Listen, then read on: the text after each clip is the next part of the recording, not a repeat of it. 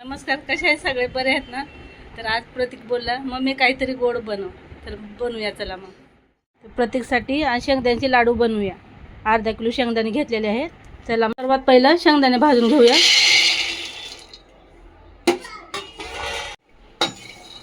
शेंगदाणे छानपैकी भाजून घ्यायचे आहेत.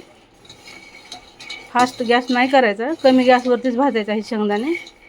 हे बघू शकता. हे बघा अशा प्रकारे भाजले आहे. थंड करण्यासाठी ठेवून देऊया. शेंगदाण्याचे सालटे काढून घेऊया. मस्त हे प्रकारे शेंगदाण्याचा छिलका काढलेला आहे. हे बघा आता टाकूया मिक्सरच्या भांड्यामध्ये, बारीक करून घेऊया. हे बघा गूळ कापून घेते. अर्धा किलो शेंगदाण्याला अर्धा किलो गूळ लागतं. शेंगदाणे बारीक करून घेतले आहे. गूळ टाकायचा आहे याच्यामध्ये. विलायची बडीशेपची पावडर टाकूया. 2 चम्मच टाकले आहे. आपलं साजूक तूप टाकूया आणि परत बारीक करून घेऊया. अशा प्रकारे सर्व बारीक करून घेतलेलं आहे. हे मिश्रण तयार झाले आहे, बघू शकता.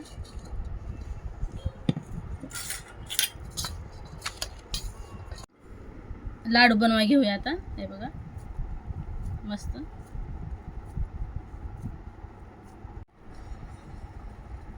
हे बघा लाडू अशा प्रकारे बनवायचा आहे मस्त.